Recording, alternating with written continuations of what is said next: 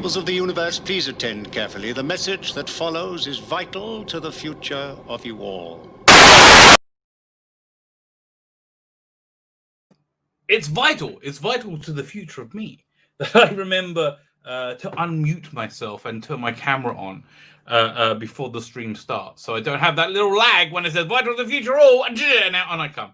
While I work out what buttons to press. How is everybody? I have to say I am in somewhat pensive mood.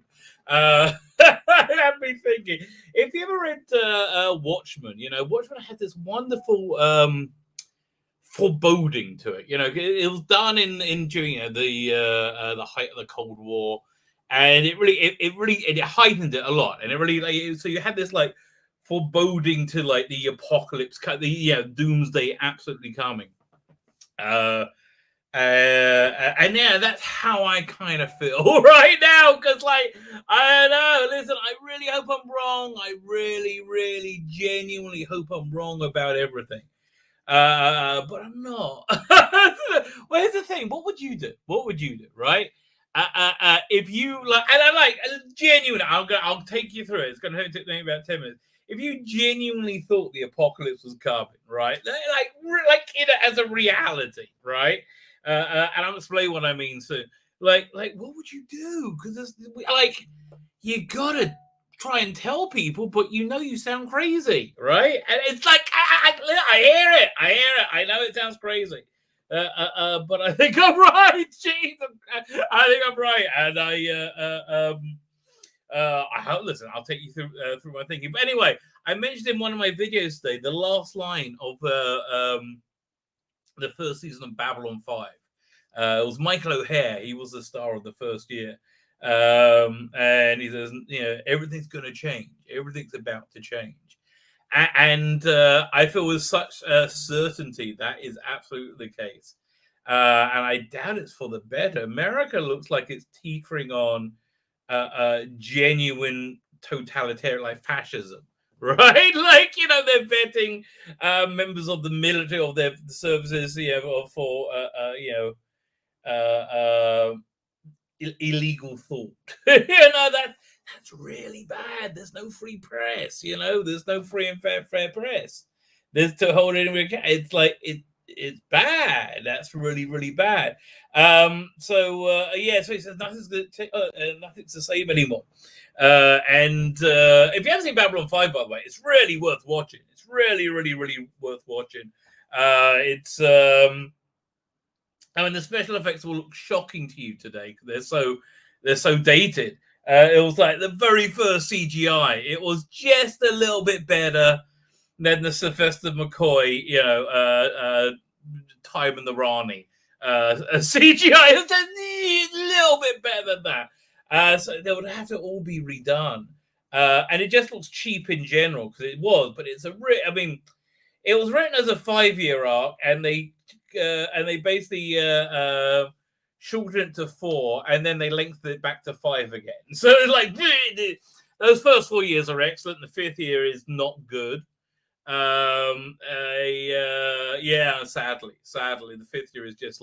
Especially the last few episodes, which is like them saying goodbye again and again. All right, Alex is here. Sorry, he just said hello to me in the chat. I guess is here. Sorry, mate. I'm going to waffle for a bit. I'm a bit of a waffler, but I'm going to bring you on soon, okay? I do want to talk to you because your book is freaking awesome.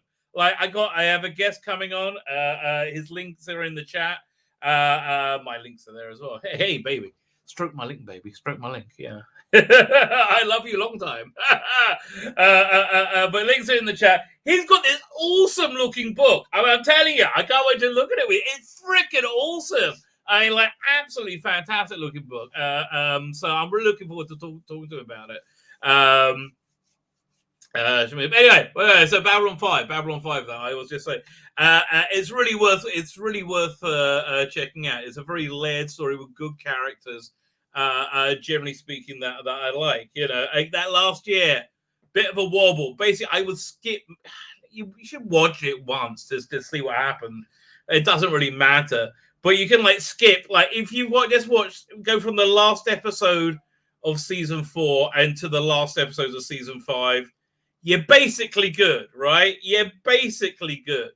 That's what I would say. Anyway. Fine. So I'll say so the actor for the first season Babylon 5 was Michael O'Hare. He was like this very stoic Texan, and he had this real kind of weird vibe. I liked him a lot, actually.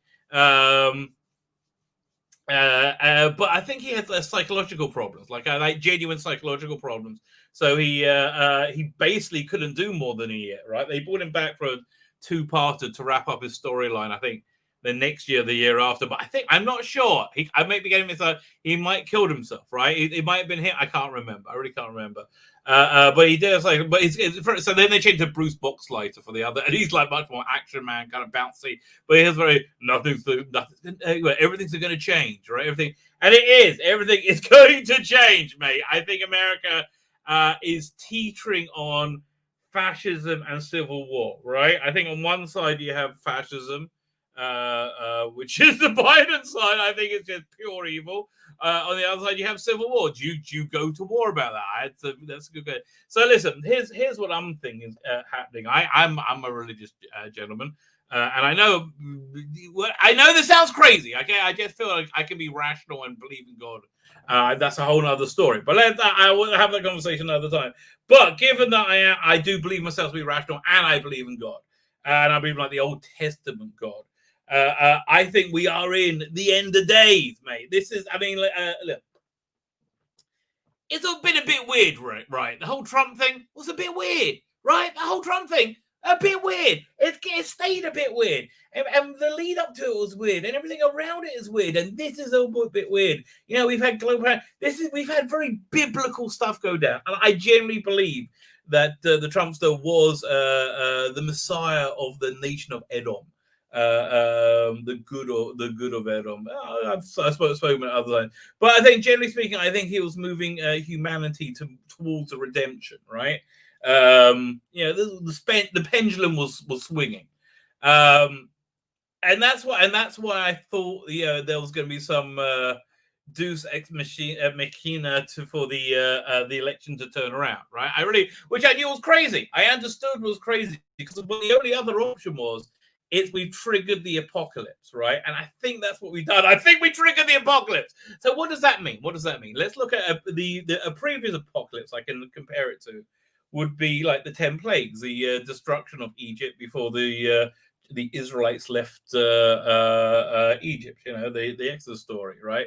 So what the function of the 10 plagues? The function of the 10 plagues was to crush the Egyptians' worldview, their view of reality. It was absolutely destroyed, which was this thing called primarchy, which was like there was no spiritual world. There was just like there was somebody on top of somebody on top of somebody on top of. It was basically a pyramid scheme, right? Pyramid scheme with Pharaoh at the top. It's a primarchy, and also it was basically a godless existence, a cruel and godless existence.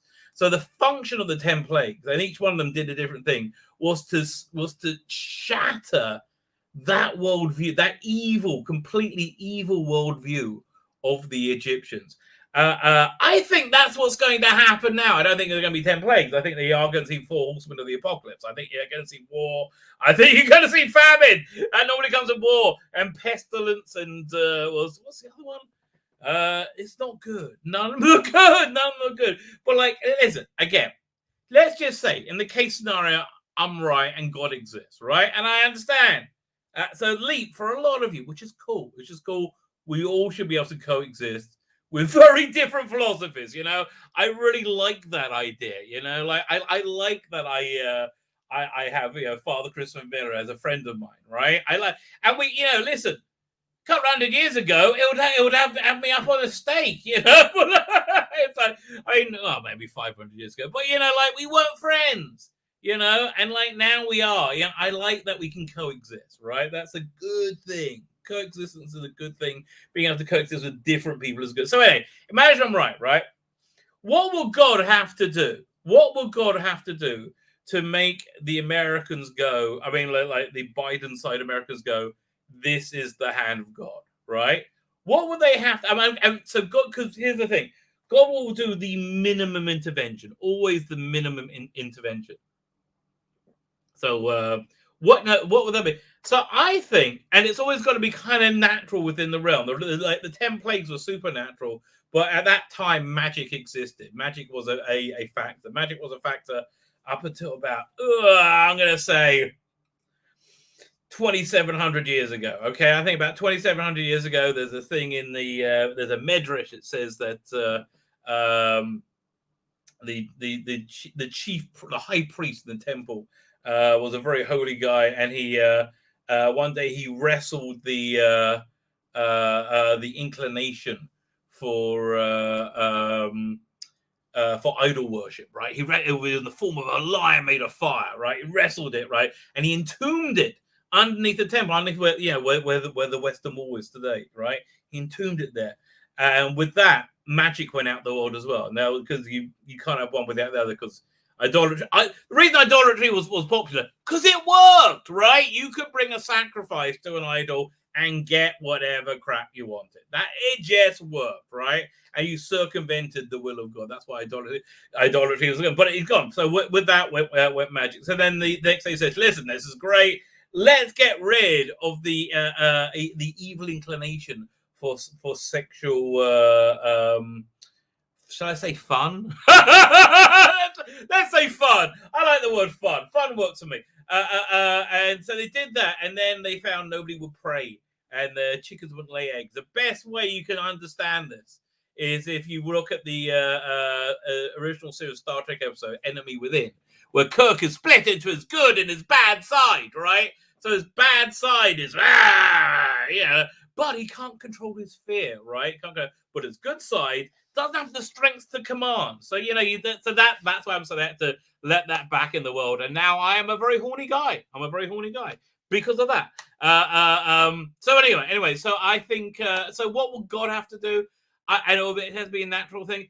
Maybe like a meteor strike just off the coast of the West Coast and causing a massive tidal wave, killing millions of people, and or repeated things like that. I think biblical stuff is going to happen because they're doing all like the top 10 things that God doesn't like. Again, if you believe this shit, and I honestly, I would hedge your bets, mate. I would hedge your bets. I would say I wouldn't be thumbing your nose at God right now because I think it's getting to a point where it's going to be kind of push, come to shove, right? So that was actually the thing. The reason the Jews were picked out for the people who were spared, it wasn't just the Jews. There was actually this a contingent of Egyptians as well, right? They had to sacrifice a lamb, the Paschal lamb, right? And they had to put the blood on the doorpost, right? So what the big deal of that was that the lamb was a sort of like holy thing in the Egyptian worldview, right? It was like one of the most highest prized possessions because the lamb is high because it's like anyway. Everything in sacrifice has to do with symbolism, right? So but and it was a complete social taboo. It was taking a dump on everything that they believed in, right? And you had to do it, right? You had to do it. And people who did that were basically saved. So I think that's what's going to come, right? I think that's what's going to come. So yeah, listen, I don't want to bum you out. I don't want you to bum you out. There's not I can tell you, mate. I just figure I should let you know. That I don't think we're all going to die, okay? I don't think we're all going to die. I think a lot of people are. And I think, listen, I don't see a way of America not sliding into fascism or civil war. That's your choice now. Fascism or civil war. Not good. It's not good, right? It's not good. And I wish it was as simple as, was the election stolen? Because I don't bloody know. I wish I did. I mean, listen, in terms of listen, you want to save everybody? It's time to put up and shut up. Put up and shut up. Trump, his team needs to put up the evidence, whatever. They know who's listening anyway. You're not getting any caught solid. You just got to show the people whatever. They apparently had, on the day of the thing, they said they had evidence that the last 10% of the vote machines, the Dominion vote machines, flipped 80% of the votes or something like that. I ain't sodding no, I'm a putz, okay? That's what they were saying, right? Put up or shut up. Put up or shut up. And the same way, pull the ballots and check them. Pull the ballots and check. Shut up. Everybody, drop your cards. Show us where you are. Who's ever been pissing around? If Trump's been lying, kick him in the ass. Whatever you, I don't give a shit. Okay. If the other side's been like, it means it's the end of the world because like it's a massive, huge conspiracy, which I actually believe it to be. Which I'm not a big conspiracy guy. But like everybody needs to put up or shut up. Put up or shut up. That's basically it. And if we don't do that, we're heading to the apocalypse, and they're not going to do that. Okay, that's basically my rationale. With that, let me say hello to the chat because life goes on. Here we go. Mabel23, how you doing? Mabel, you're so freaking good. He's doing a wave and a thumbs up. I think that's what we all should be doing. Yes, very good. Thank you. Disaster, how are you doing, College? How are you, McMahon? Here we go again. It's crazy time, mate. Yeah. Listen, look. I gotta hope that if you just like pray or something, if you just talk to God, He'll look after you, right? Okay, that's I think that's basically what I'm thinking. Listen, Brexit may be a terrible thing. I have no idea. I'm a schmuck in my basement with a TARDIS wallpaper. Okay, that's my level. That's my level of political analysis. Okay, so take it with that pinch of salt, right? But I think if you just like say, God, I'm on your team. Okay, whatever, fine.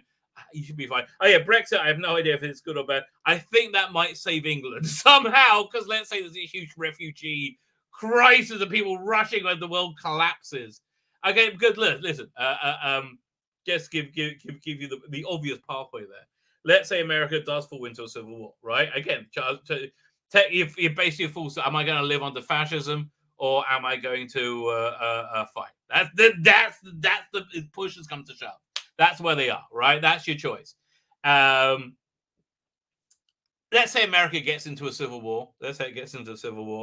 And the reason I think this is the last day that it's not going to be because the other side, the side I'm not a fan of, I think is eager to burn it down. Like just, I think that's why I might be wrong. Hey, I'd love to be wrong. Oh, man, would I love to be wrong. I really would. Damn, I would. But I'm not.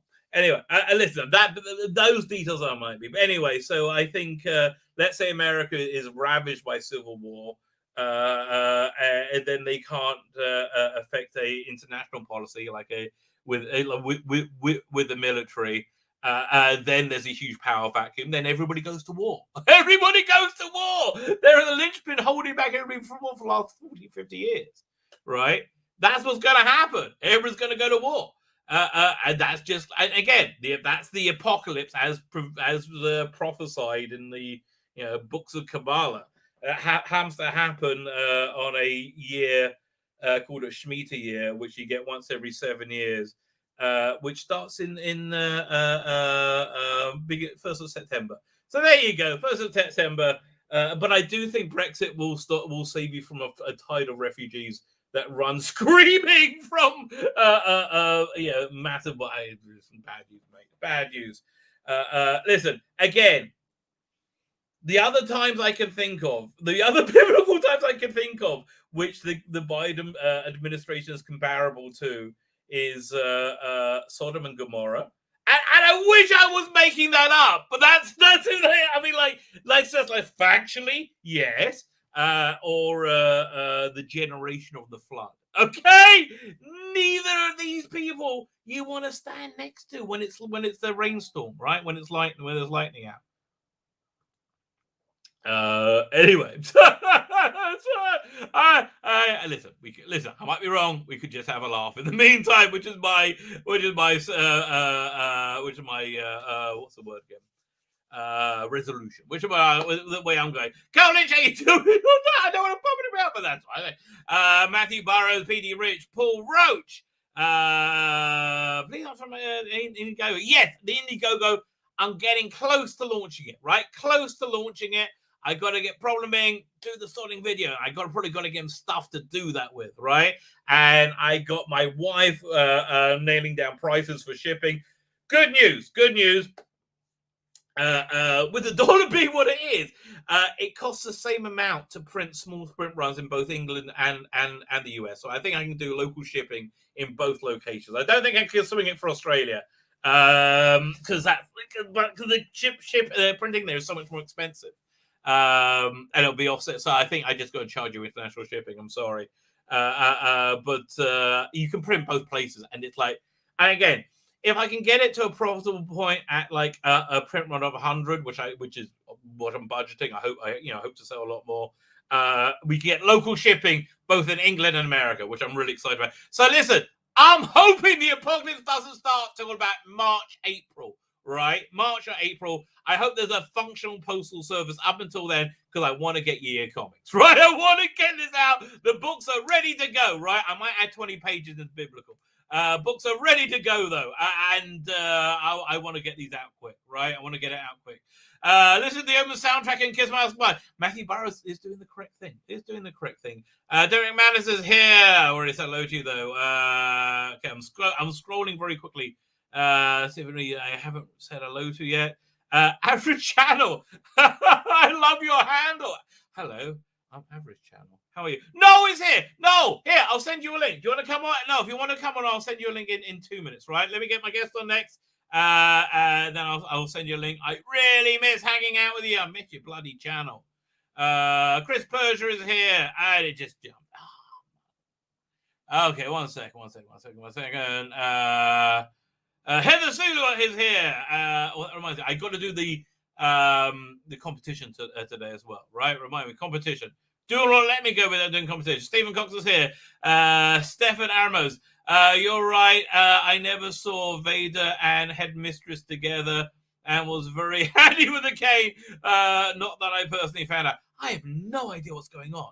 I have no idea what Vader. This sounds like a great masturbatory fantasy. Right, you're losing me though, mate. Losing me.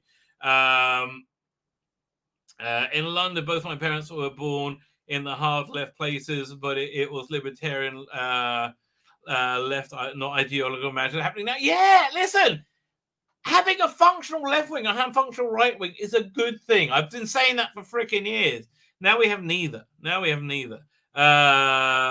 is Indiegogo? Indiegogo is a crowdfunding platform where I'm launching my graphic novel on, right? Somebody else aren't doing something similar. Alex, you ready, mate? Give me a thumbs up. Okay, you're smiling. That's close enough. Okay, good. I'm going to bring Alex on. Oh, wait. I got something in private chat. Okay, fine. I told you I waffle, mate. What did I tell you? Here he is, the one and only. I thought your name was Alan. Yes, the Rabbi. Hey, how you doing? Very good. How are you? Wait, you're in England, right? I'm in England. Yes, I'm in Stoke. Okay, fine. I'm just trying to get your Indiegogo up on my page. Where would I find it? What's your Infinity Comics, right? That's you. Yes. And I click on that, and then okay, there you go. Good, got it. Fine. So tell me about yourself. Who are you? How do you like? Where are you in life right now? You look like a young lad, if I may say so. Thank you. I'm 25. You're an awfully young chap. I'm 25, good sir. Okay, well, okay, that is also that's both. That's both healthy and a young chap. Let me tell you. Thank you. Do you know how many years it's been since I've been 25? 2 years. It's been 24 years since I've been 25. No, I don't believe that. No, it's true. It's actually true. It's been you look younger. You look younger than that. Yeah, you look younger. No, I don't.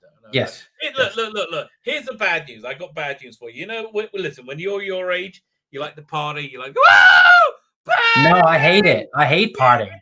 Oh, okay. Well, I loved it, right? And I just thought I would explode like a. No. you just have a really shitty second half of your life. You're like, oh my God, what have I done to myself? That's true. Anyway, fine. Sorry. How did you get into comics? Tell me how you got into comics. Well, so how did I get into comics? Well, I started reading comics when I was 10, and now I'm a student. I study cartoon and comic arts. Not that you have to study at university. Total waste of time and money. But I get student finance, so that gives me the time to work on my own, create our own project. I tell you, it's smart to be industrious when you have the time, right? That's right. It's really smart. And here, let me pull up your project, because is this your first book? That's my first book. It is. I mean, I tell you, are you the writer and the artist, or just the writer? Just writer and creator. Writer creator.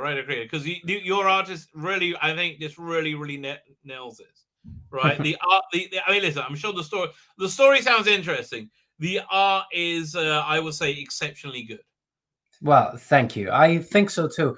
But I mean, let's not, I think everybody knows that, everybody needs good writing in order to continue reading a comic book. But in order to pick it up, to sell it the first time, you need good art. And I tell you, this one really impressed me, because this is one of the few ones I've seen that I think can go straight to the top shelves. Yeah, not top shelves as in porn. Yeah, I know. Top shelves as in, like, this looks as professional.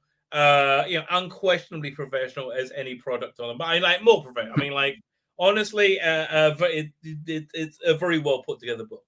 Well, I appreciate it very, very much. Thank you. So tell me about it. What's the premise behind it? What's the story?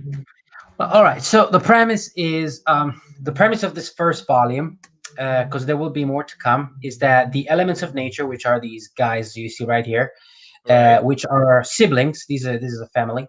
They come to our world. They are bored. They're tired. They're depressed of performing their duties of creation. And we can get into that in a second, since you're a rabbi. It's. I think that makes it an interesting point.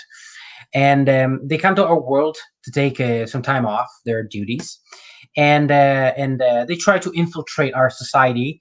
Unfortunately, I'm afraid they must go via illegal means, perhaps. Which creates all kind of like interesting things happening between them, because obviously they have morals. Some of them have some morals, some of them have different morals. So that's what happens in the first volume. But the overarching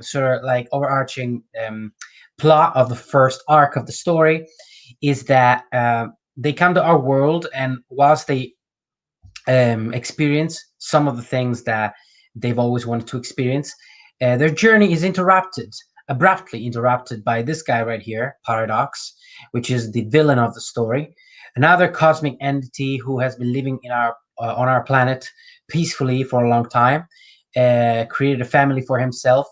Everything goes down the pooper when something really bad happens to him, and he becomes hell-bent on destroying our world. And the columns of creation will be the only thing standing between Armageddon, essentially, and between him and the destruction of our world. Okay, it's quite prescient, may I say? So how many pages is this first volume? Well, a story page is 44 pages so far. That's nice. It's a very nice package. So do you know when you're going to be launching this? Well, I'm gonna stretch it as far as I can. So in another 5 months, I just launched the pre-launch page. So it's been up less than a month. So another 5 months. Okay, very good. Well, listen,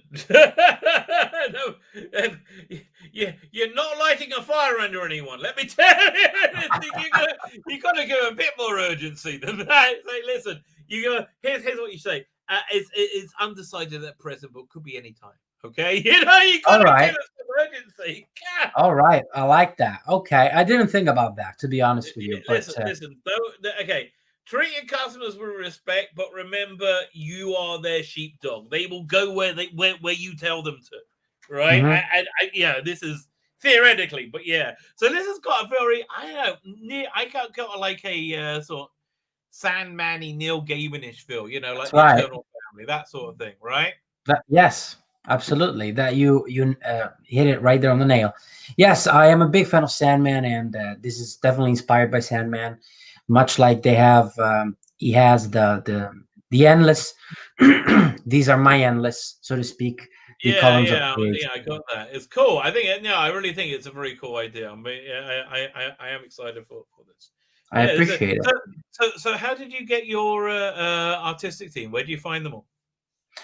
On Facebook, there are various groups on Facebook that everyone can access. You know, just do a little research, and they're easy to find. Just basically search for like groups connecting comic book writers to comic book artists. And the coloring here is superb. It's really superb. Thank you. Was it who? So who's your art team?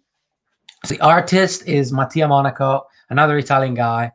Then the colorist's name is Carlos Moreno, and the letterist is Dave Lentz. And this is the whole team. Very good. Very good. All right. Is there anything else you would like to tell us? Oh, yeah. Absolutely. I'm open to chatting about whatever you would like. Absolutely. Well, all right. So let me show you. Can I share my screen real quick? Yeah, sure. Thank you. Good, sir. How do you pronounce your name, by the way? Oh, sorry. Svi. I thought for a second maybe it would be Spy or something like that. No. Yeah, I'm sorry. Most. No problem. All right, Svi. Lovely. Svi. Okay, so here, this is it. There you go. All right, so this is the Instagram page. You can find me there at Alejandro_VS and Instagram. Twitter. You're a younger man than me. Instagram confuses me. Don't like it. Yeah, I love Instagram. Yeah. But anyway, I'll send you a link in a second. Here, I'm just doing it right now. Go, carry on. Man. If you go to it, that's my primary source of releasing information about this project, and then right after I release it on Twitter. So this is what you get when you sign up to the pre-launch page. So when the campaign will launch, as long as you back any tier, you will get this trading card for free. So exclusively. There will be other trading cards that I'm about to show you some of them. And if you don't sign up, you will be missing at least one of them. All right? You want to sign up then? These look like you want to sign up. All right? So this is Fire's trading card. All right? This is what they look like behind. No. All right? So every trading card's got... Your whole design sense is very good. I appreciate that. Thank you. Yeah. So, we achieved this by working together, great art, great colors. And I have an awesome letterist who also acts as a graphic designer. So the graphics, they really work. They really work. Yeah. He's put this card together, but of course, I pick the designs, logos, all this. So it's teamwork, So every card will have the same layout, art, name of the character, a description of the character's personality or whatever, and then a little quote from them, just so you get a little bit of their quirky personality. And this is Waters trading card. So as you can see, this is very high. That like a good night's sleep for me. Yeah. So as you can see, this is a very high quality project, and you don't want to miss it. It's going to be, prices will be... You only have 5 months to start. Yeah, we only have 5 months to start. You've got to come back. You've got to come back. I've got to take the piss out of you more. Okay, 5 months. All right. Whoa, what's going on with the screen? Now you're freaking me out. Is this all right. So I want to show you. I want to show you the pages. I'll show you the pages. So this is the website, columnsofcreation.com. Go to it. This is in the video notes, right? Say again. This is the link to this is in the video notes, along with the Indiegogo campaign. All right, awesome. Twitter, thank you. You're so organized. Yeah. So if you go to it, there's a whole bunch of stuff you can learn, but most importantly, you can look at the pages real good, right? So this is the page. These are the pages. All right. I was looking through it. It's so cool. All right. All right, and I can't zoom in for whatever reason, but you can see the lettering is professional as well. Yeah. This kind of reminds me a little bit of CrossGen, but like better. Yeah. Yeah, we have a little nudity. How do you feel about that? I like a little nudity. I like it quite a lot, in fact. Yeah, so this is the kind of comic book you're gonna get. Okay. It's going to be exploring some very interesting themes, and in the future comics in particular would be explore religion. Is definitely one of them. Okay. Faith is a very important theme to me. I'm not religious, but I have great respect for people who are. I respect the You passion. do it because it sucks.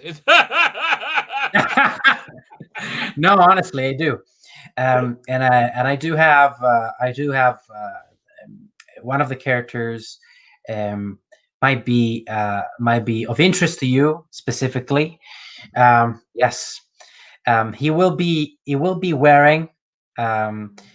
I can't. I just give my artist directions, but I'm as ignorant as like a cow. I don't even know what that little thingy is called.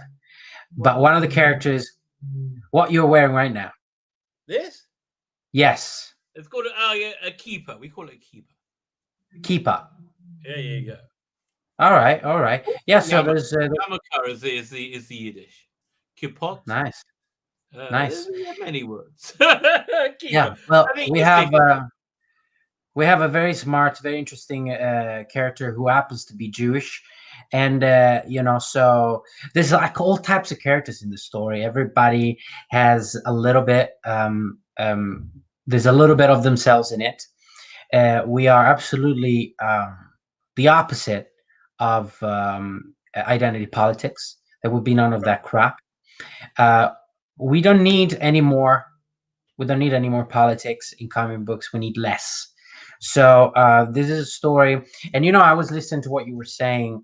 Your theories about the end of the world and stuff like that. This is a story of hope. It's written. It's written on the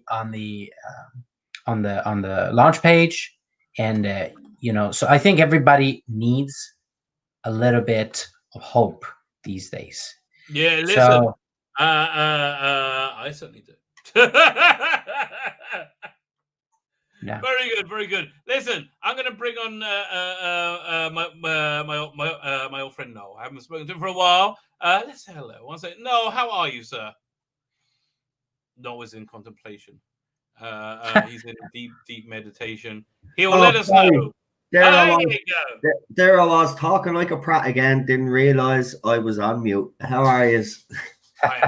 How are you? It's been so long. How are you, sir? Yeah, I'm good. I'm enjoying the little break, even though it's enforced. Listen, I can imagine it's nice. I was actually thinking about that the other day. Well, I've also protected my Twitter account as well for a while, and the piece is absolutely fantastic. You should try it. I think everybody's just been a bit quiet of late. Oh, no. They're still trying to get at me because they're that stupid that they're sending me follower requests with brand new accounts. They think I'm stupid. Well. Yeah. Stupid people are a little bit dumb. Alex, is there anything else that we can avail the public? No, there's nothing else. I just wanted to say, obviously go to the pre-launch page, sign up. We will be launched soon, and probably sooner than 6 months now. It could happen any day. You don't want to miss out. Urgency. I might launch it now. I might launch it now. Listen, I'm not going to guarantee this to you. I'm not going to guarantee it to you, but I understand. The sooner you sign up, the more sexual virilness that one puts off. It just happens. That's right. I've heard the report. So you want to get to that pretty close because you don't want that to get all used up by somebody else. You want to sign up today and attract whoever it is that you would like to attract. I wouldn't know. I could say in this day and age, it could be anything. You have a tub of lard that turns you on, then I'm sure that tub of lard will be nice and juicy for you. If you sign up, Got to sign up and also sign up to mine as well. Go sign up. Also, just wanted to say real quick, because I haven't said it on any stream yet. Go subscribe to my YouTube channel. You find me on YouTube as Alejandro VS. It's in the video notes, mate. Oh, there you go. You're so organized. Because there's a playlist on there, and you can find all of these videos, all of these streams that I'm being on lately. You can find them on there, so you can find out more about the comic book, things that I might have forgotten to say here. You'll find them in other videos. And also, thank you so much, Tzvi, for having me on, and for spreading the good word, and for helping out indie creators. And thank you to the chat. Yeah, thank you for coming on, mate. Thank you. There you go. Anyway, no, how you back? How you doing? I'm good, mate. I'm good.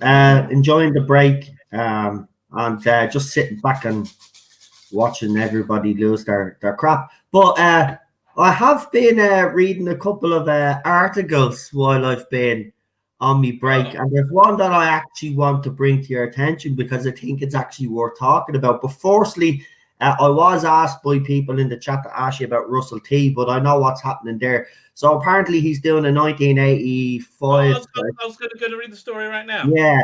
So honestly, I'm quite excited about this. Yeah, it's for Big Finish. It's nothing to do with the main show, folks. But the way he's been talking lately, to be quite honest with you, I wouldn't want him back on the main show. He's been saying some ridiculous things lately. But Digital Spy, I think, have really made me chuckle this week with their latest article about disabled representation.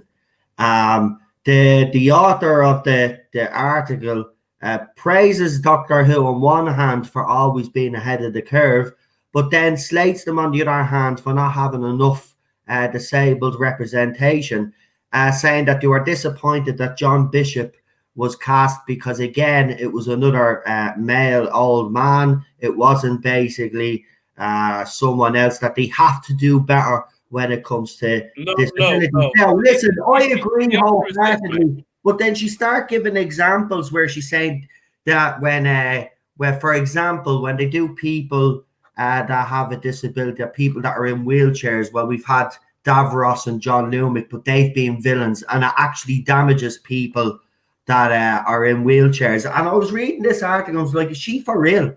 Is she actually telling us that we're all going to go around now because Davros can't walk, or John Lumick couldn't walk, that we all think now all of a sudden that all people in wheelchairs are evil? Well, I listen, no, I don't know about you, but I do. Yeah, I didn't beforehand, but I suspected it when I saw Davros. I suspected it. Now, she did. In fairness, she did bring up Ryan Sinclair, but I would say, she said again, it was played by a non-disabled actor. But this is where we're getting into the ridiculousness, right? Because then I will say to that, then I'll respond to that and say, well, I demand BBC actually get real aliens for Doctor Who. I demand that they get genocidal lunatics to play their villains in Doctor Who. If you're going to be that crazy about it, well, then we'll go the whole hog. Do you see how ridiculous this is getting now? You get the best person for the bloody job. And yes, Doctor Who did recently in Series 11 have a girl who was genuinely deaf on the show, doing the sign and all of that. And that was great to see. But if you're asking for a full-time companion in the TARDIS that's in a wheelchair, I don't know how you think that's going to work when the Doctor and their companions normally have to run away from situations or get away fast. How do you expect a companion in a wheelchair to actually get away? I'm not saying this to be funny or anything. I'm telling you straight about it. What are you going to do? You're going to put rockets on the fucking wheelchair or something? More than anything else, I want to see that quickly, Wheels. Here we go. I gotta see that. I'm sick of this whole crap. Then Noel Clark comes out with something and saying there has to be a conversation had on a black male Doctor. I mean, I don't know what he's on. He was asked if he'd like to play the Doctor, Noel Clark, and he came out with, and he said, yeah, there has to be a conversation to be had there. No, there doesn't have to be a conversation had there, right? At the end of the day, they will learn who the best person is for the role. And by the way, Richard Ayoade right now is the front runner, and he happens to be a black person. Nobody has a problem with anybody playing the Doctor, no matter their skin color. Yeah, once they're the best person for the bloody job, how many times these have to be told? But Noel Clarke is starting to act ridiculous. RTD then has come out with his nonsense as well, saying that only gay characters should be played by gay people. No, the best person you get for the job. No. Maybe we're looking at this the wrong way around, right? Maybe Russell Davies is saying, listen, I'm willing to cast anybody, but I got to be sure you're gay. I got to be super sure. So if you can prove to me right now that you're gay, you could get this role. Do you think that could be going on? No, I don't know, man. He goes on. But he went on about how the production, how around the whole area where they were filming and all that, he made it clear that he wanted these people to be themselves. What do you mean you want these people to be themselves? Of course they can be themselves. I don't even know why he's coming out with this crap lately. Wasn't his era? His era was actually very, if you look back at it, I mean, it was very diverse. Like it was not only that, but we had LGBT characters. I don't know what he's bringing this up for. He's just bringing it up because he's not interested in talking. No, I read it in context, and I think it was blown a little out of proportion. I think this is what it's saying, because it's not a rule that he keeps to either, right? He's hired straight people to get gay people a lot. You know, Hugh Grant played. You know, so I think this is basically what he's saying. He wants he imagines his character to be a certain way, and he wants to know the actor can pull it off. As long as he knows the actor can pull it off, he's fine. And the easiest way to know the actor can pull it off is if he's actually gay. Okay, but he's done that in the past, and what I'm saying is his actors that he's got to do have pulled it off in the past. So why does he feel the need that he needs to bring it up now? Though? You know what? It's just the age we live in. You got to expect people to say these things. Right. Well, no, there's a conversation that needs to be had. Again, I disagree. There doesn't. You hire the best person for the role, and that person happens to have happens not to be white. Well, then that's brilliant. Nobody has a problem with it. I don't know why Noel is coming out with this either. There doesn't need to be a conversation had. Sure, we had a black female doctor. Is that not? I mean, I thought you would have been happy about that, but obviously not. No, they're never happy. Again, we're about to see this in America. They're never happy. We're about to see this in America. Nothing will make them happy. Here, by the way, come here. I wanted to ask you because I know you've been watching this. So I watched the first 2 episodes. WandaVision. What year? Do you know what? I'll say this about it. People have asked me what do I think of it. So this is what I think. Genuinely, it's not bad. It's good. It's interesting. I want to see where it's going, but it is confusing as hell. But that's what I like about it, and I do like the sitcom kind. At first, I wasn't sure of the sitcom kind of thing that you were doing with it, but then there was little things in it that I heard and noticed. There's something bigger coming along, obviously. I understand that. For me, they're taking too slow in letting me know what's going on. They're only 20 minutes long. I mean, what do you want? Exactly. I'm not interested in the sitcom. If the sitcom was more engaging and was more clever and tied into the main story somehow, right, I will be more invested. But the sitcom, generally speaking, is just kind of boring. I mean, the critics are calling it outstanding. I wouldn't go that far. I would say, I am going to say, and I'm going to defend it right here because we're only 2 episodes in. But I do think it is an interesting. I think it is an interesting concept. I think it's working so far. It's just, I do agree with you. It is a little bit.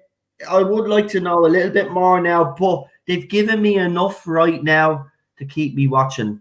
And I think the scene with Dottie though was the best scene because I even noticed something. So when they're standing beside the radio, you can actually hear Luke Skywalker saying C-3PO. you can actually hear him on the radio saying C-3PO, right? At first you hear him say, Wanda, who's doing this to you? And then you hear the radio and it's trying to auto-tune, and then you hear Luke Skywalker.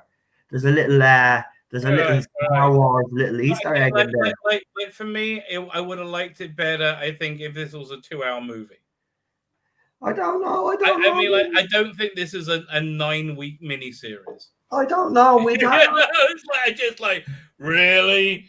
Like you better have something freaking incredible at the end. You know what I've noticed, though, Rabbi? You'll probably agree with me, though. I have noticed, though, there's a lot of people, like, okay, some people mightn't like this genuinely, and that's fine, right? But you can tell that there's people out there that are just deliberately shitting on this because they just don't like the direction that the universe is going in now. So they'll shit on it anyway. But it's not bad. Yeah, you have to admit that. It's not bad. It's interesting. There's not enough there, right? There was not enough material to fill 2 25-minute episodes. I don't know. I thought it was quite funny. I mean, the dinner scene where his boss comes over. I mean, I thought that was bleeding hilarious. That whole scene. It reminds me of. I'd much rather watch the Dick Van Dyke Show or Mary Tyler. You know, I'd much rather watch a real show, which is normally better. I don't know. Is everybody just gone very? Have I just lightened up a little bit and everybody's just gone super cynical? Or have I wasn't that impressed. I really. There have been shows I liked a lot better this year. Right. Did you ever watch Raised by Wolves? No, I haven't watched it yet, but I know you've said to me that, yeah. Raised by Wolves and Brave New World. 2 things you should really watch. Yeah. I'll check them out after. I'll have to check out The Expanse as well. By the way, do you basically agree with me that's their choice in America? They can either fascism or war. I don't think anything's going to happen, to be honest. I think, again, everybody's blowing everything out of proportion. Oh, I think that's your choice. It's going to be. I mean, they've already. This is the closest America's ever been to fascism.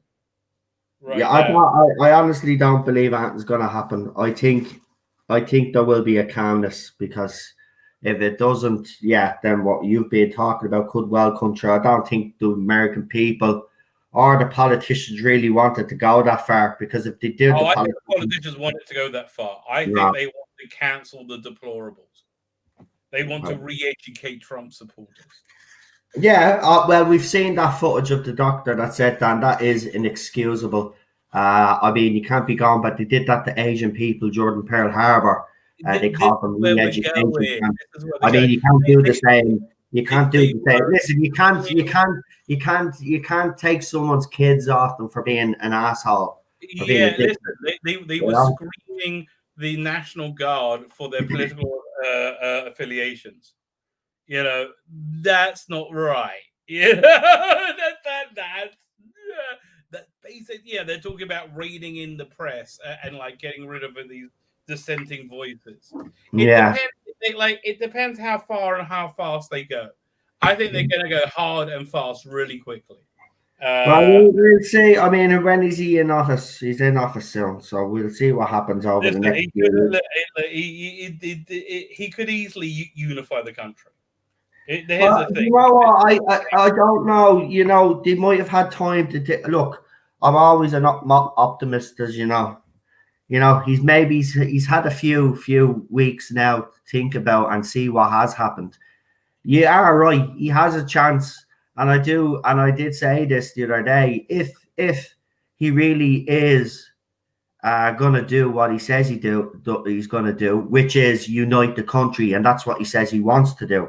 If he genuinely gives it a go and he fails, but he gives it a go, I don't think we can criticize him for giving it a go.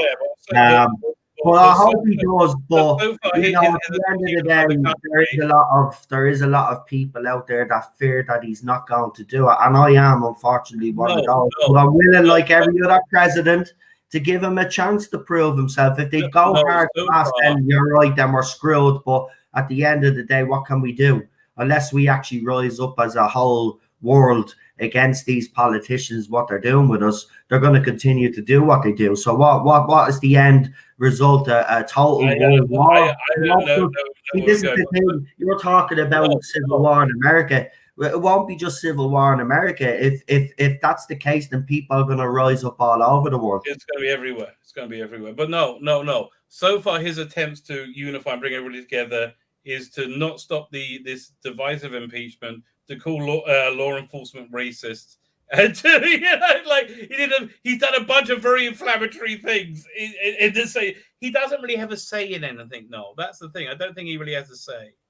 Well, look, he's going to come out with. I mean, the media is coming out with that rhetoric as well. You'll just have to say, listen, you aren't going to know what he's going to do until he actually gets in. So you'll have to give it a few months anyway. He said loudly, I'm going to do this. Well, listen, if he does do all the things that everybody predicts he does, well, then you will be proven right. And then, we'll just have to put our heads between our knees for the next 4 years and hope that we come out the other side unscathed. It's as simple as that. I do agree. PD Rich, no, I think that's what would happen if God didn't exist. But because God exists, I believe God exists, that he's going to destroy America in a series of plagues. So, that's what I think is going to happen. I don't know. Why? I don't know. God. I think that's going to happen, mate. I think it's going to happen. Well, as I'm not really religious, I don't believe in all of that. So, no offense or anything, but it's a crock.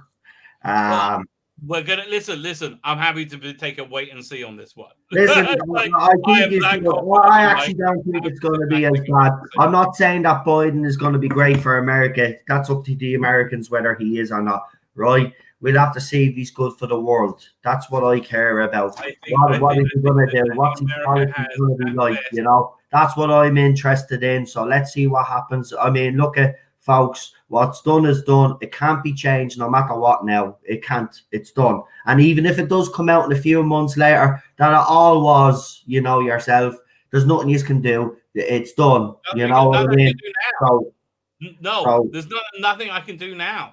That's the weird thing. I can do absolutely nothing about it. Yeah, nobody can do that. And so you just have to sit back and hope that this man is not a lunatic. And if he's not, then happy days. Happy days. We just these policies then, because I have seen some of these policies, by the way, that are absolute. I won't bring up, but I did see one in particular that he's going to reverse, and I think it's absolutely disgraceful. But I won't go into it. I mean, if you're gonna. Yeah, I think people should know. Basically, one of the things I'll just say. Apparently, he's going to reverse the whole thing about HIV and AIDS. People, I think he's going to decriminalize. What was it exactly? I have it there. Hold on, it's on Twitter. It's actually, and it is a policy, by the way. Did you see who he's got as his medical advisor? This trans woman. He has a what? This Jewish trans woman. I'm like, does she have to be Jewish as well? Well, I mean, look, he said he was going to have a diverse government. So, I mean, look, you can't be surprised, the way he's been talking all the way through this. Let's be honest. I don't think anybody can be. He's come out with stuff. He's come out with stuff. But here, let's get into this Russell T story, because this is interesting. The script the Doctor Who script from 1985. Fine. The former showrunner reveals the news live on the One Show last night, and I think he revealed it by mistake, from what I can tell. Davies has confirmed a Doctor Who script he wrote in 1985 will be turned into a new audio venture by Big Finish, which I'm really quite excited about. The former showrunner, whose new series It's a Sin begins on Channel 4 this Friday, let it slip on the One Show last night after he was asked rumors if the new script was true. He said, "Well, it's a strange thing," he began. "I reached into one of those old boxes you have at home full of old papers, and I found this." And he showed off a reasonably chunky pile of papers, revealing, "It's a Doctor Who script I wrote on an electronic typewriter in a bedsit in Cardiff. I can't wait to hear this thing, right? I really can't wait to hear this thing. He went on, and so it's going to be a Sixth Doctor and Perry one. A young Russell Davies writing a Sixth Doctor and Perry. I am so intrigued. He went on, and I think someone's going to make it. My friend Scott Hancock is going to make an audio version of this with a company called Big Finish. So that'll be nice. Do you think he looked at the script now that he's older and he's got a bit more experience? Do you think that he'll go back and he'll do revisions on the script and try and improve on what he's written? Maybe. Probably. I mean, it is good. I mean, it is funny that he just found this all of a sudden. I mean, that's the part I find a little bit unbelievable is he found it all of a sudden in a pile of boxes and all of it. That sounds believable to me. I have stuff lying around. I don't know. First, we get a ninth Doctor. We get the ninth Doctor being announced, and now all of a sudden, Russell T is coming back with I smell a bit of desperation, to be quite honest with you. I don't think it's desperation. I think Big Finish is in trouble. I think Big Finish is actually in trouble. I think it's putting out products that people want. That's a smart thing. Yeah, but because they've been putting out products that fans actually don't want for the last few months and years, because you've even been saying it, they went very low. So I think Big Finish has been damaged somehow.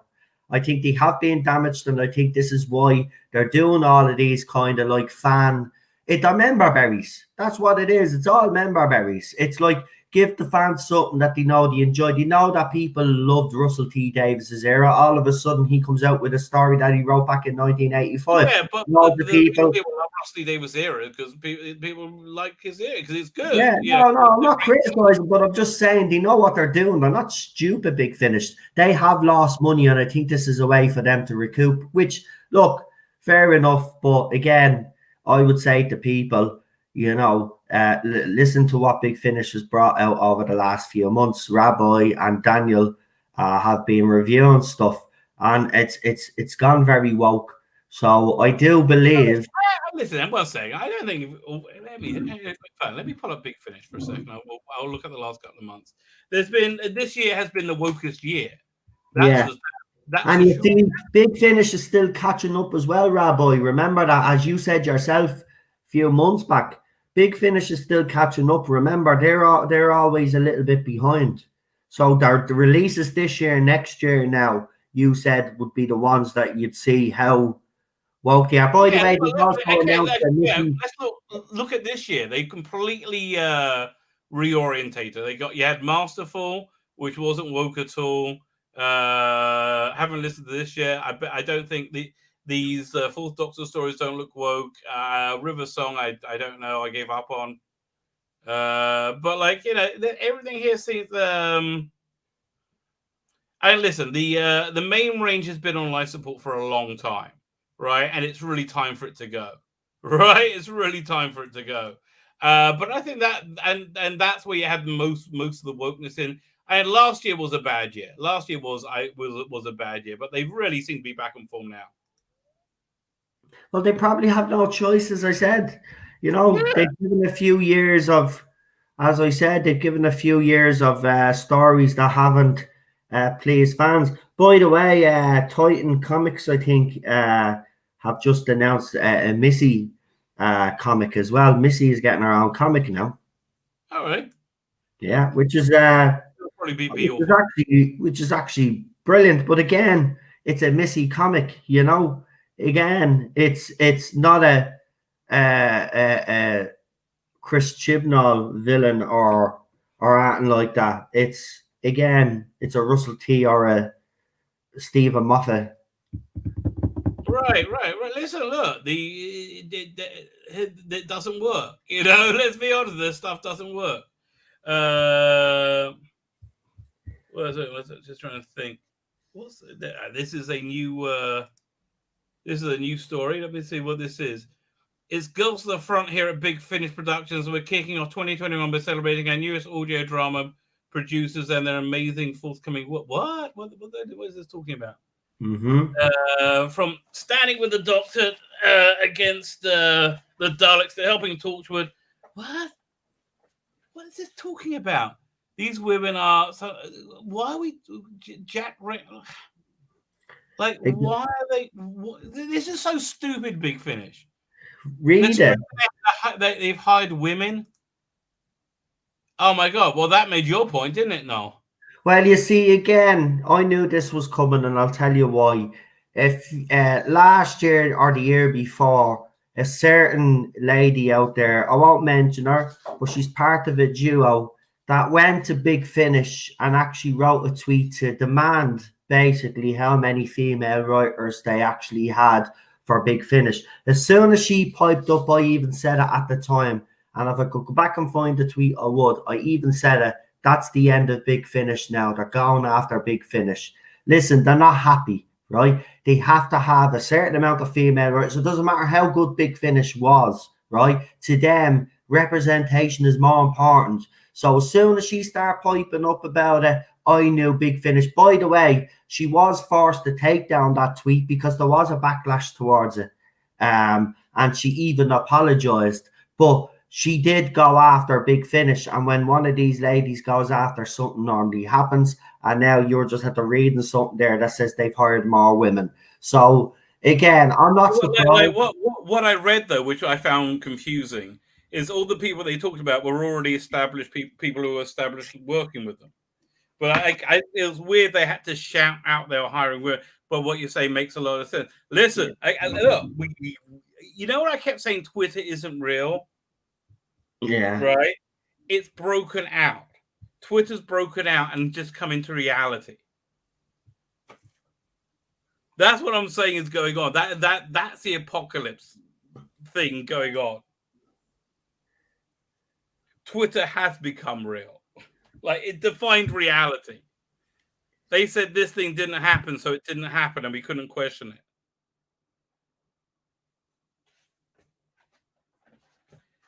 It's a strange world we live in. Anyway, let's read the story. Jago and Litefoot are back, which I find quite surprising because I thought they were. Well, we had what's his name? Trevor, not Chris. Was it? What's his name? I'm sure they'll say when they read the story. So this is the series that was already written. Now I thought they should have produced this as a series of comic books. I thought that this would have been, but yeah, honestly, this already works well. I've already pre-ordered it. You know, listen, I've got all the other Jago and Litefoot. You know, it's like it'll be weird not to have this. No, I think any Jago and Litefoot. Is there? No, I've never heard of this. By the way, we haven't. Okay, you've seen was it Talons of Wen Chang, right? Yeah, of course I have. Yeah. So Jago and Litefoot were in that. They were this double act in that. All right, I see. That was it, and so they did. Here, I mean, I'll find the range for you. Where's the link to the range? So they where is it?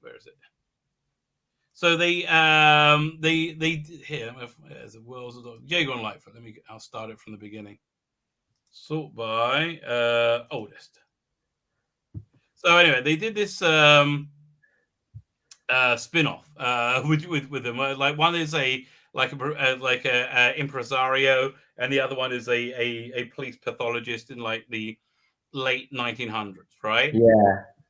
And then it just got like weirder and weirder, and then they brought Leela into it, and then there was Tom Baker's Doctor, then there was the Sixth Doctor, and then they were traveling time, then they were with Strax, and they've had like all these adventures, right? So then unfortunately one of them died, and so this was the final series they never made. And so they now found a way of doing it. They make doing it books and tape. Where's that news story? Let me get back to it. There you go.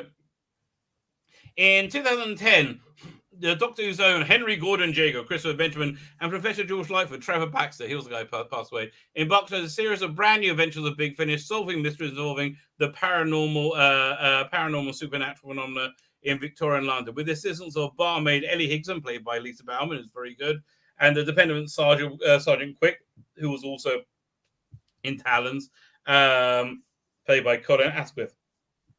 Over 7 years, they racked up a total of 13 plus series and assorted adventures. These are really, I got to lend you some. These are great, these things.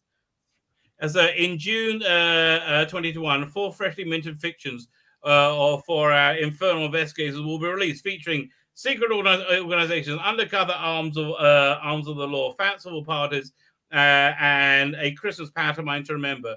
Originally scripted as full cast audio dramas, these have now been adapted into audiobooks, each performed by a single voice actor, due to the great Trevor Baxter's sad passing in 2017. The performers Christopher Benjamin, Lisa Bowerman, Jamie Newell, and Duncan Wisby they'll be performing it. So you got these four stories. So I'm really really quite excited about this, because I've got all 13 of these series. This is just a fun series. It sounds interesting. Yeah. It's one of those wonderful double acts. What's it called again? Rob Home double act. Okay, let me pull up my thumbnail because I cannot remember what I was actually covering tonight. Let me have a look. 1 second. So we did Russell Lee Davies. Russell Lee Davies return. I'm excited for it. I really am. I'm totally excited for it. 1 second. Application tab. Share window. Doing.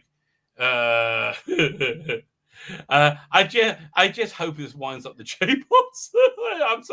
We did Jago and Litefoot. We spoke to this guy. Do I want to do this story? I'm not sure I want to do this story. Because that's basically what we've been talking about. What's going down? You know, this whole like re-education thing. It's not going to be good. I don't know. I hope I'm wrong.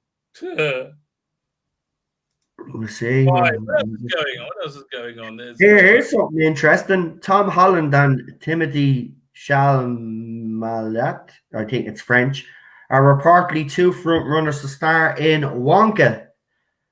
They're doing a prequel to Charlie and the Chocolate Factory. Oh, and Tom Holland. Hope for an apocalypse more. Really?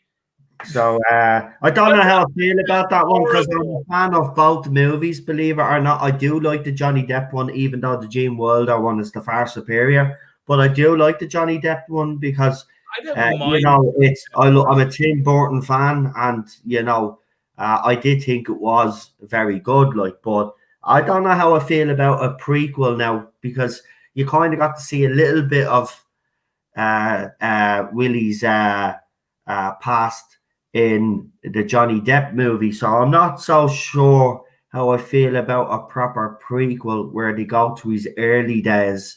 But it could be good. Okay, that sounds like a cash grab. Okay, I have to be honest though, Tom Holland stars on the rise, and I have to be honest, the last few movies that he's been in, his performances have been absolutely fantastic. I think this kid is gonna be another Leonardo DiCaprio in years to come. I really do. I think Tom Holland has a great future ahead of him. He's also starting in what's it? I played the games. He's doing a movie based on games. If anybody can remember, oh Jesus, what's the name of the bleeding game? What's it? Mortal Kombat, that's coming up. No, not Mortal Kombat. It's like a cross between Indiana Jones and Lara Croft. Now I forgot as well. Yeah, you know the game I'm talking about. Just Cause. Is it just? That's not Just Cause. It's the other one. No. Nathan Blake's, isn't it? Blake's Uncharted. That's the one. There you go. Uncharted. Right. Yeah. So he's starting in Uncharted. Now he seemed a bit young for it, but I seen him in his costume. He looks pretty good, man. So you know, again, I do think he's one for the future. Really do. If he stays off the drugs and the alcohol and stays away from destructive men and women in Hollywood, he'll be fine. He'll be fine. He won't be another Macaulay Culkin anyway, because we all had high hopes for that kid, and look what happened. Yeah, He's on the comeback trail as well. That's one actor that I would love to see make a big comeback is Macaulay Culkin. I think he deserves it.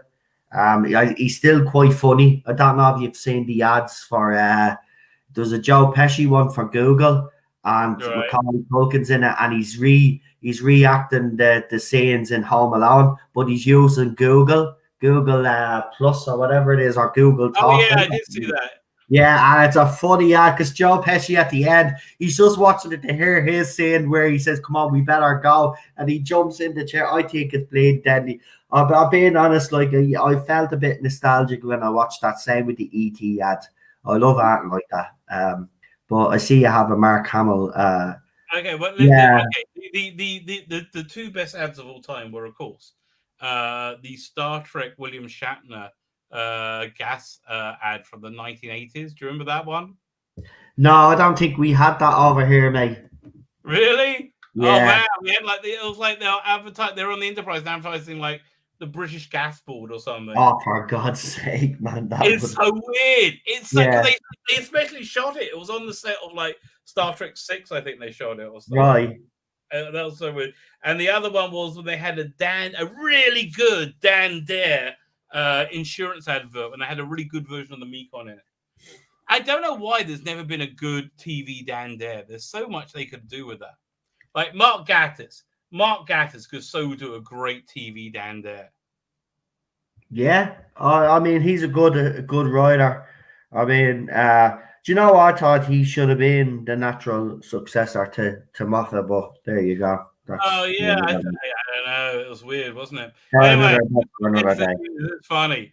Mark Hamill dunks on Rian Johnson, The Last Jedi, and the whole Disney sequel trilogy. Please tell us more. So let's just read the tweet. So, dear Hamill himself, when I was a kid, this photo hung on my bedroom wall. Star Wars and Luke Skywalker in particular meant a great deal to me. Some things never change. It was an honor and a dream come true to work with you on The Mandalorian. Thank you, whoever you were. Peyton Reed, he was the director, right? So then let's see what he says. Dear Peyton Reed, I am so grateful to have been given this unexpected opportunity to revisit my character when he was still a symbol of hope and optimism. No. Direction and kindness was a crucial element in the experience, and it means more to me than I can say. He was, listen, if rumors are true, apparently Mark Hamill broke down on the set of The Last Jedi when he realized what was happening in his character.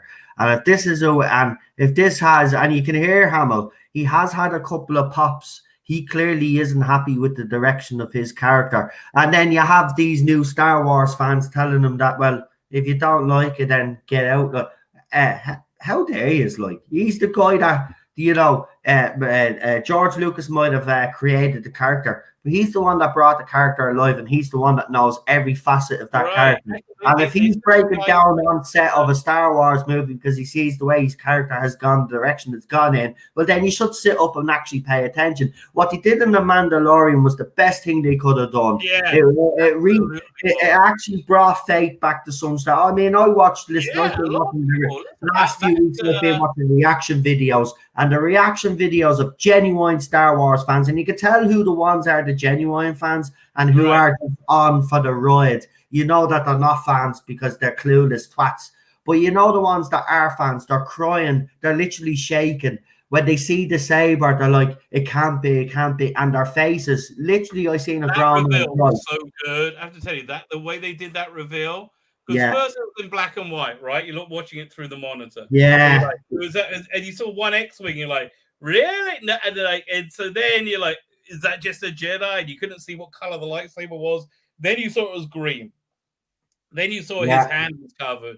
And you're like, it's got to be Luke Skywalker. Yeah. I seen grown men cry. Could do. I seen grown men cry on YouTube watching that moment. That kids and all even filming them. Me dad, it's very heartwarming. But even Mark Hamill, even after the fact, you could tell even by his tweets how relieved he seemed to be and how happy, and he talked about how much it was a gift not a gift, just just to the fans, but a surprise gift for himself as well. He never thought it'd happen, and you know what? It was brilliant. That scene is just look at. I know people have criticised the CGI. Shut the hell up, right? I'm sick of you all. You're giving out about the stupidest things now. He's got Luke Skywalker's character redeemed, and then all you went about was, oh Jesus, they could have done better with the CGI. You still know it's a TV bloody show. They are given a limited amount of money because they're expanding the universe. Wait, that's my question about WandaVision. How they got 200 million out of that? Like that, but like they have some serious special effects coming. Well, listen, I mean, we're only again. I will say this to you, Rabbi. We're only 2 episodes in. Yeah, I understand. It's just like it's got to go somewhere good to schlep it. I know. Everybody was probably expecting this show to hit the ground running, but I don't mind a slow burner. I mean, The Mandalorian was a slow burner. And look how I was on that from the first episode. It wasn't. It was a slow burner. I remember. I even after the 4th episode, I still wasn't sure, and I had to watch the second. I didn't know if it was going to go woke. So yeah, I think everybody was waiting on something to happen. Right, exactly. And I think that's what's happening here with WandaVision as well. Everybody's expecting this to go a certain direction because of what's been happening over the last few years. But I think some writers out there, and I think you'll agree with me on this one, Rabbi. You look at Jon Favreau and stuff, you can see that there are some writers that are trying to navigate through all of this shit and produce something. There's a problem with that, though, no. The writer for this was one of the writers on Captain Marvel. Right, okay. But that doesn't necessarily mean, listen, the team that's around that person as well. I just think right now everybody should kind of. I'm not saying. I'm not worried about where it's going. I'm just commenting on what I've seen, and what I've seen hasn't engaged me enough. Like someone came up with an interesting theory already, which makes sense. Maybe this is all in her head, and she's suffering from the fact. Remember when Quicksilver? She's been kidnapped by Hydra or something. Oh, Hydra, yeah. The Watch, I've seen the Watch, yeah. It could be Hydra. Yeah. But again, I'm really bored with the central mystery. Did you notice the helicopter as well had Iron Man's colors? Yeah. Yeah. You notice the little red lights and stuff. See, those little things in it. I'm telling you, this is way more interesting than I think they're going to pull a rabbit out of the hat next week or whenever it's back on. Well, whatever it is, it's just taking a long time. It's taking a long time to go anywhere. But Mark Hamill, going back to Hamill, though, you're right. I mean, you can see that he's clearly relieved that his character has gotten some sort of respectability back. But listen, I will say this to Star Wars fans, and no offense, right? It's like Doctor Who fans as well. I'm going to say this to you as well, right? And this is the truth, right? So listen to me. There is no way that they are going to retcon the sequel trilogy or retcon Doctor Who Series 11 and 12. And I'll tell you why. When the prequel trilogy came out, it was universally panned by most critics, by the way. Phantom Menace did well, but Attack of the Clones, they really went heavy on. It didn't do as well as George Lucas thought, and everybody will agree as well. The CGI in that is bleeding awful, and it is too long.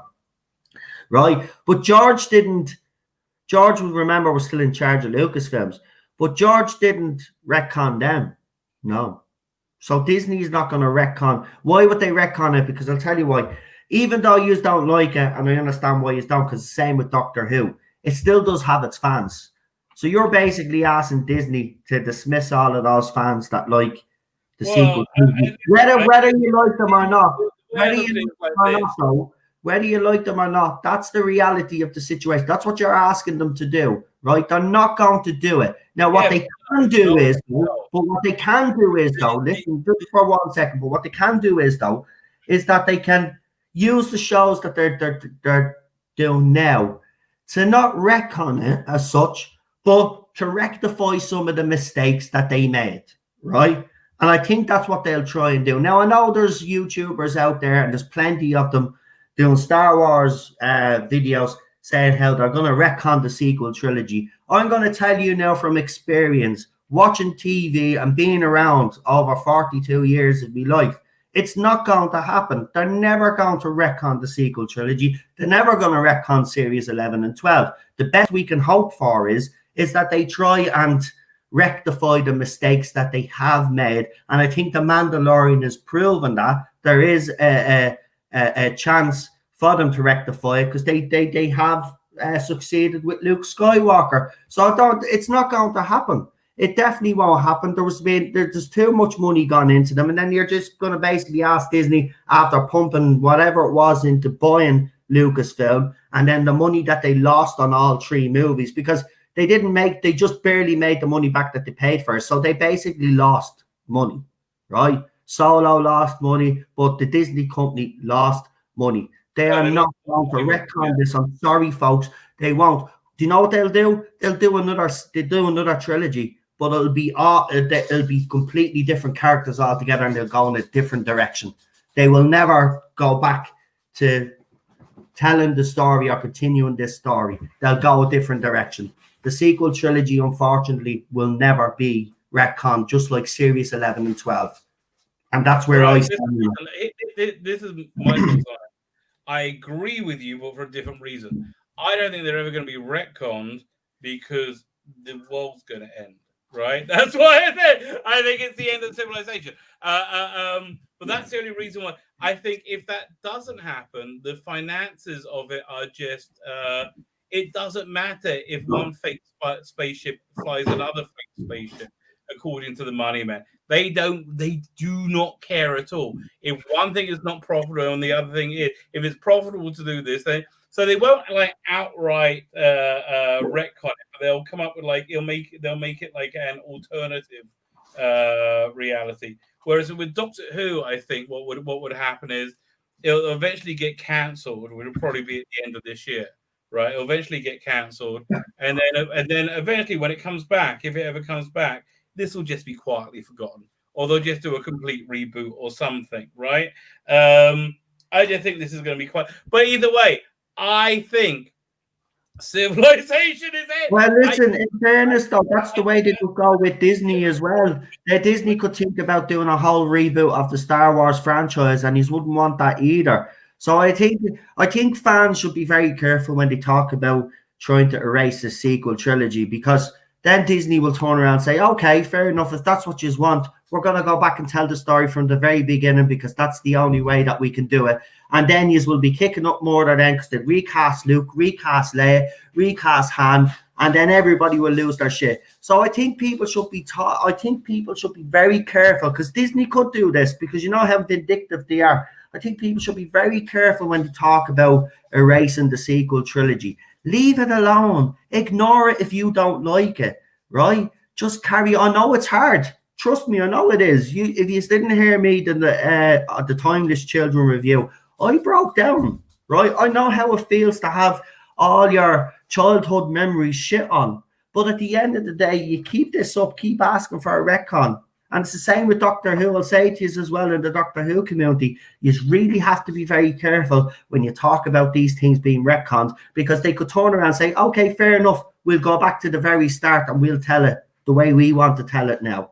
Yeah, remember? And they could do that. And I don't want that. Does anybody want the original Star Wars trilogy remade? No. Does anybody want Doctor Who to be rebooted in their image? No. So we need to stop all of this talk about retcons and all of this. Listen, forget about it. They're done. There's nothing you can do about it. You can ignore them. That's the best you can do. It's at least Jon Favreau is trying to actually bring some redeeming qualities back to Luke Skywalker's character, and it looks like he has, because Mark Hamill himself has come out and he's delighted at what's happened. So that's something. Now, if he does the same with Han and all these other characters and try redeem them in some way, I'm up for that. I think that's the best you are going to get, but I'd be very careful about talking about this sequel, erasing the sequel trilogy, because Disney could bite you all in the ass and turn around and say, okay, we'll reboot it. And it has been spoken about in rumors. They have spoken about rebooting it. So I'd be very careful if I were you fans that love this franchise. I would stop all of this talk, because you would actually help encourage Disney to do it. Well, why don't we start again? We've messed it up. We can start again. That's the way they'll think. So relax, I know you don't like it. Just ignore the fucking thing. Move on. Yeah. Again. I just think that the finances of it are so clear at this point that one thing works and one thing fails, and I think the finances are so incredibly clear that actually might make a difference, right? But who the hell knows? It hasn't made a difference over at CBS, has it? But as I said, everything's over. We're not going to have to see. Okay, when the apocalypse rains down, just say to yourself, I'm not going to have to watch Discovery season 4. I'm not going to have to hear about season 13 of Doctor Who. It's all over. Thank God. Well, listen, someone in your chat there, Professor Exposition, says there is precedence for this Highlander.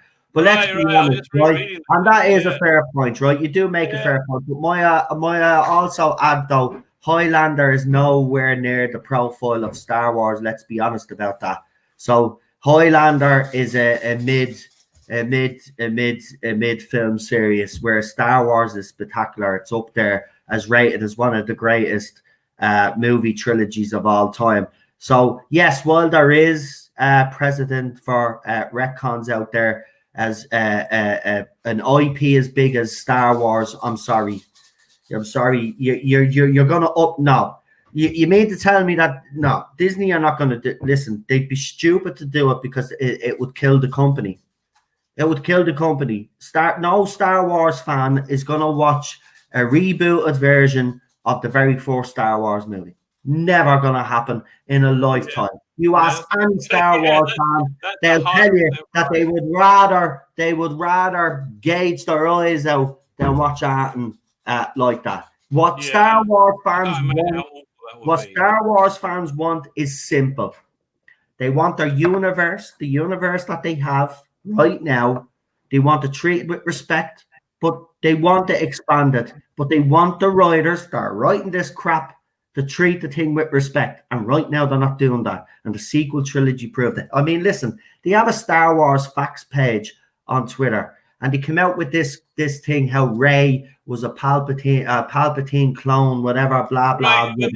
Right? Now, again, if you need a Star Wars facts page to explain a character or to give a character's origin, well, then you haven't done your job properly in the movies. You haven't done your job. So you shouldn't be explaining to try and justify all of these things that you've done. At the end of the day, Disney have fucked up. They know they fucked up, but they know they can't change it. And that's why they're stuck. Why do you think they're doing all these shows? These shows will be a way for them to, not to retcon, but to rectify certain things, mistakes that they've made. But they're not going to retcon the sequel trilogy. Never is it going to happen. I'm sorry, but that's the reality.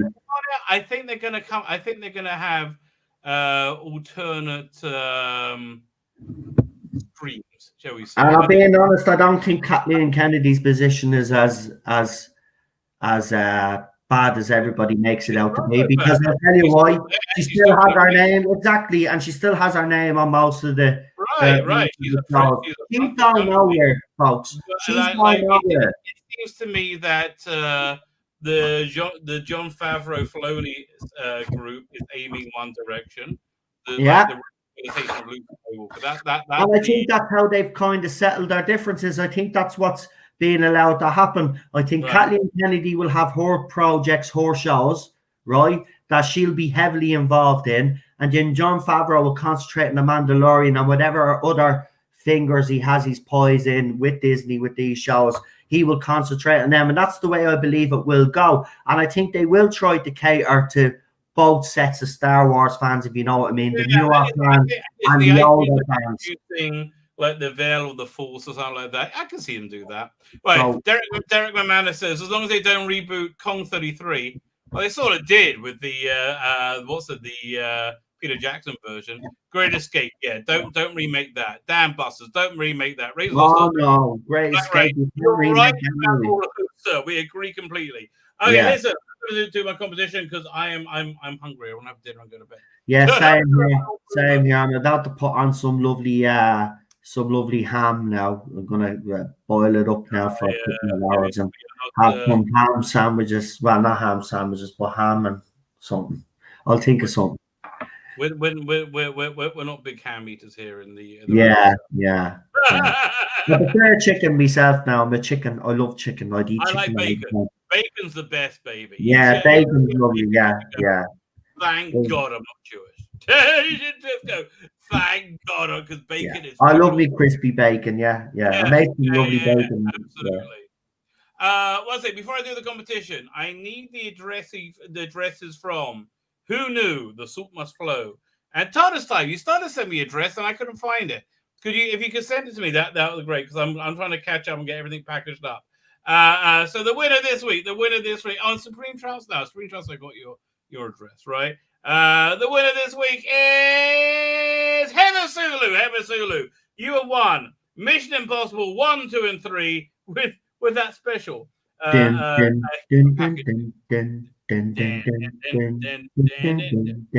Congratulations. I loved it. The trilogy is good, actually. Mission Impossible takes a bit of stick, but because it was directed by James Wan, and he does love his scenes, his slow-mo scenes. But I did like the dance scene in the middle of that Mission Impossible 2, where he's walking across the dance floor and your woman and your man are dancing, and the music in the background. It's deadly.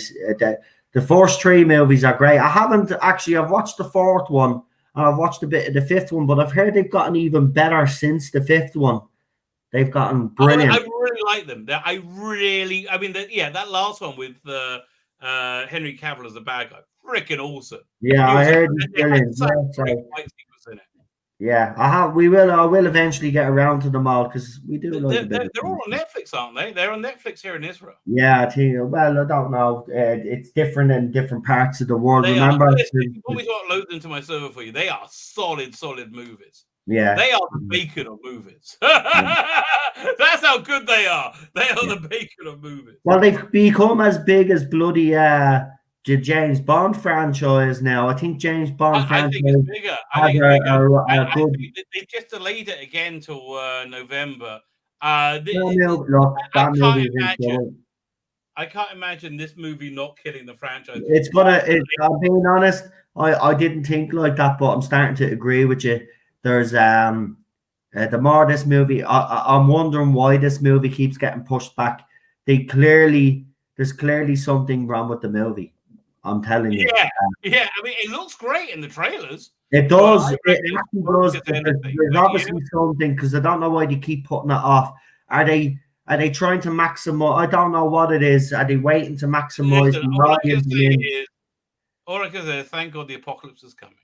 That will save us from this abomination.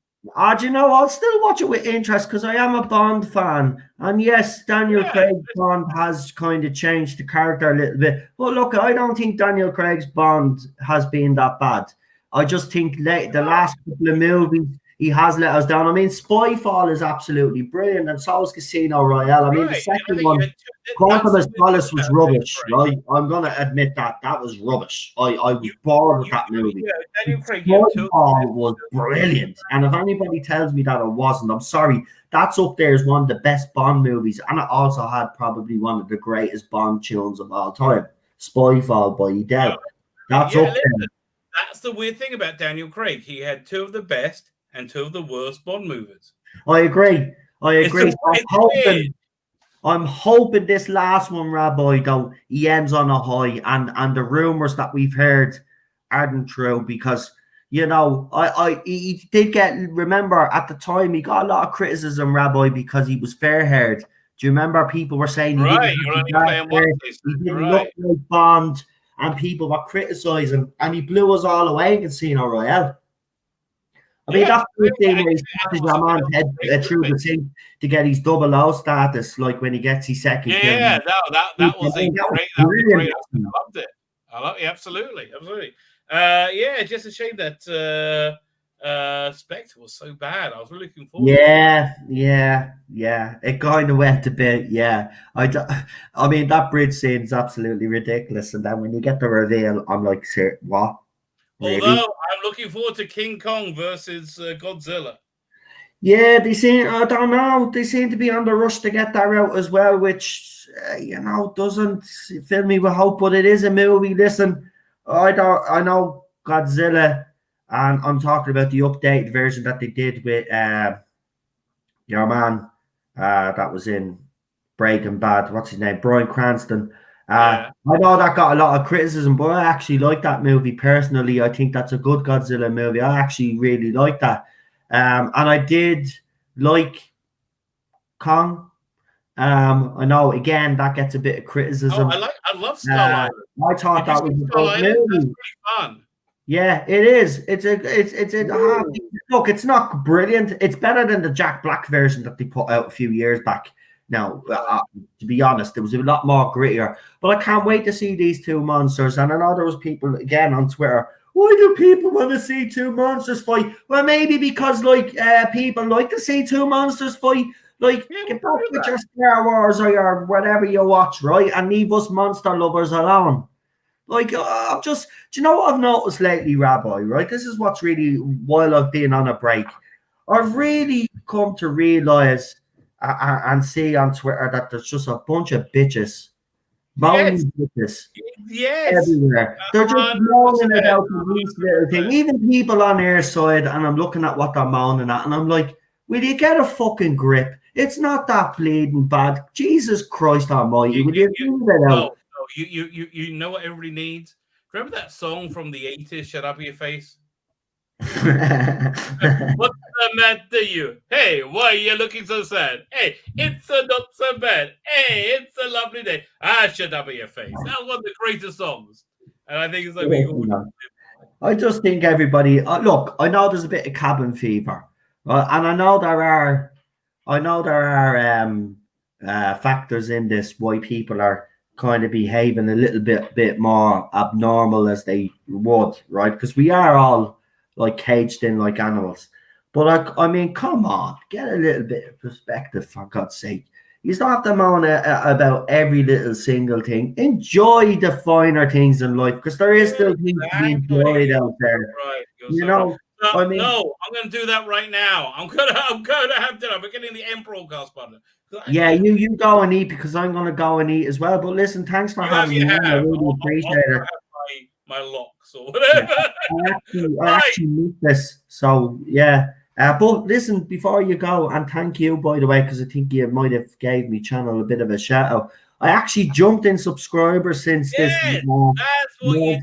1,800 now subscribers. So I want to say to everybody that has subscribed to me while I've been off, thank you very much. And on my second channel as well, over 165 people have also subscribed to that channel. Now I will be doing videos on that channel now more regular. I'm switching What's the Crack over to there.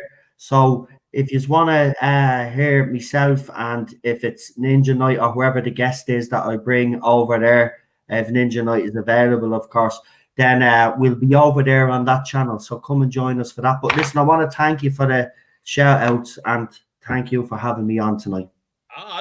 Firstly, I love having you on. I love hanging out with you. But second, listen, go and sub. Oh, sub to me as well, but go sub to Noel. That's the best thing to do to these weirdos. I'm going to watch them staged. It's Stage Series 2 is back with David Tennant and Mike. Yeah, I'm about halfway through it. I got to finish. Maybe I'll finish that up tonight. Fine. Okay, I've hit the end broadcast button. I'm going to hit the second one right